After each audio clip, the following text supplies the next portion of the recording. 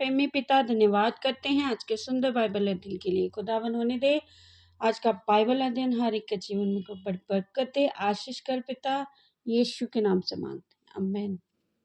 हम पढ़ेंगे उत्पत्ति की किताब 47 अध्याय।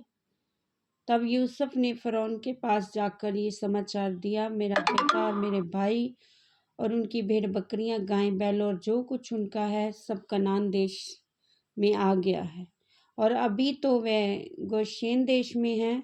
फिर उसने अपने भाइयों में से 5 जन लेकर फिरौन के सामने खड़े कर दिए। फिरौन ने उसके भाइयों से पूछा, तुम्हारा उद्यम क्या है? उन्होंने फिरौन से कहा, तेरे दास चरवाहे हैं और हमारे पुरखा भी ऐसे ही रहे। फिर उन्होंने फिरौन से कहा, हम इस देश में परदेशी की भांति रहने के लिए आए हैं, इसलिए कनान देश में भारी अकाल होने के कारण तेरे दासों को भेड़ बकरियों के लिए चारा ना रहा, इसलिए अपने दासों को गोशेन देश में रहने की आज्ञा दे। तब फिरौन ने यूसुफ से कहा, तेरा पिता और तेरे भाई तेरे पास आ गए हैं और मिस्र देश के तेरे सामने पड़ा है। इस देश का जो सबसे अच्छा भाग हो उसमें अपने पिता भाइयों को बसा दे, अर्थात वह गोशेन देश में रहें। और यदि तू जानता हो कि उसमें से परिश्रमी पुरुष हैं तो उन्हें मेरे पशुओं के अधिकारी ठहरा दे। तब यूसुफ ने अपने पिता याकूब को ले आकर फिरौन के सम्मुख खड़ा किया और याकूब ने फिरौन को आशीर्वाद दिया। तब फिरौन ने याकूब से पूछा, तेरी आयु कितने दिन की हुई है? याकूब ने फिरौन से कहा, 130 वर्ष परदेशी होकर अपना जीवन बिता चुका हूँ। मेरे जीवन के दिन थोड़े और दुख से भरे हुए भी थे, और मेरे बाप दादे परदेसी होकर जितने दिन तक जीवित रहे उतने दिन का मैं अभी नहीं हुआ।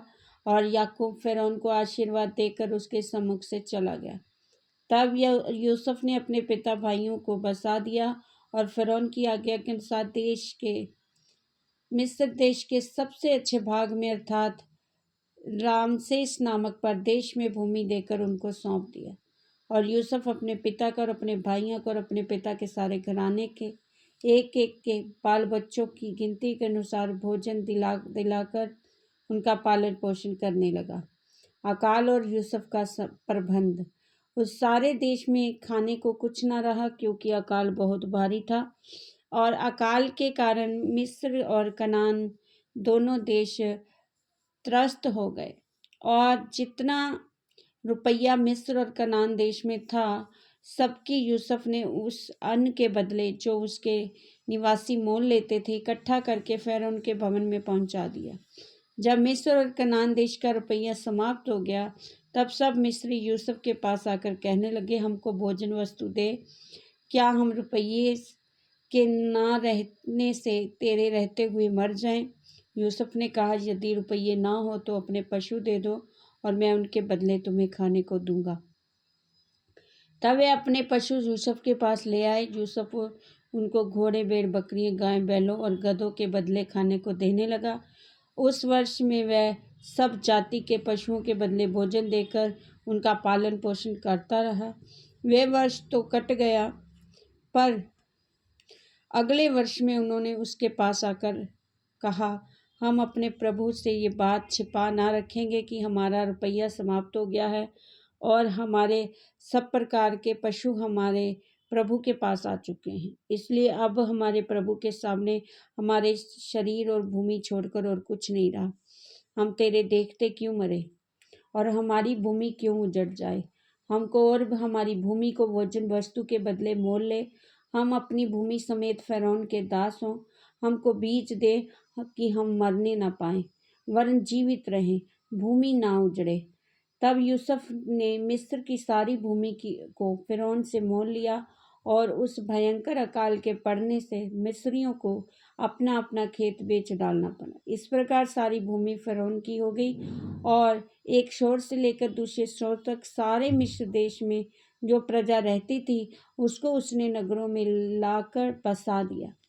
पर जाचकों की भूमि उसने मोल ना ली, क्योंकि जाचकों के लिए फिरौन की ओर से नित्य भोजन का बंदोबस्त था, और नित्य जो भोजन फ़िरौन उनको देता था वही वे खाते थे। इस कारण उनको अपनी भूमि बेचनी न पड़ी। तब यूसुफ ने प्रजा के लोगों से कहा, सुनो, मैंने आज के दिन तुमको और तुम्हारी भूमि को भी फ़िरौन के लिए मोल लिया है। देखो, तुम्हारे लिए यहाँ बीज है, इसे भूमि में बोओ और जो कुछ उपजे उसका पंचमांश फ़िरौन को देना, ताकि 4 अंश तुम्हारे रहेंगे और तुम उसे अपने खेतों में बोओ और अपने अपने बाल बच्चों, घर के अन्य लोगों समेत खाया करो। उन्होंने कहा, तूने हमको बचा लिया है, हमारे प्रभु के अनुग्रह की दृष्टि हम पर बनी रहे, हम फ़िरौन के दास होकर रहेंगे। इस प्रकार यूसुफ ने मिस्र की भूमि के विषय में ऐसा नियम ठहराया जो आज के दिन तक चला आता है कि पंचमांश फ़िरौन को मिला करे। केवल जाजकों की ही भूमि फ़िरौन की नहीं हुई। याकूब की अंतिम इच्छा। इस्राएली मिस्र के गोशेन प्रदेश में रहने लगे। वहाँ की भूमि उनके वश में थी और वे फूले फले अत्यंत बढ़ गए। मिस्र देश में याकूब 17 वर्ष तक जीवित रहा। इस प्रकार याकूब की आयु सारी 147 वर्ष की हुई।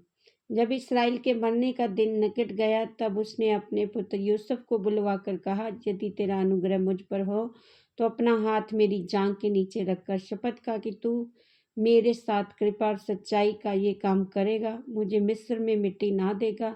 जब मैं अपने बाप दादों के संग सो जाऊंगा, तब मुझे मिस्र से उठा ले जाकर उन्हीं के कब्रिस्तान में रखेगा। तब यूसुफ ने कहा, मैं तेरे वचन के अनुसार करूँगा। फिर उसने कहा, मुझसे शपथ खा। अतः उसने उससे शपथ खाई। तब इस्राएल ने खाट के सराहने की ओर सिर झुकाकर प्रार्थना की। इस वचन के द्वारा सबको ब्लेस करेंगे प्रभु। आमीन। सबको जय मसीह।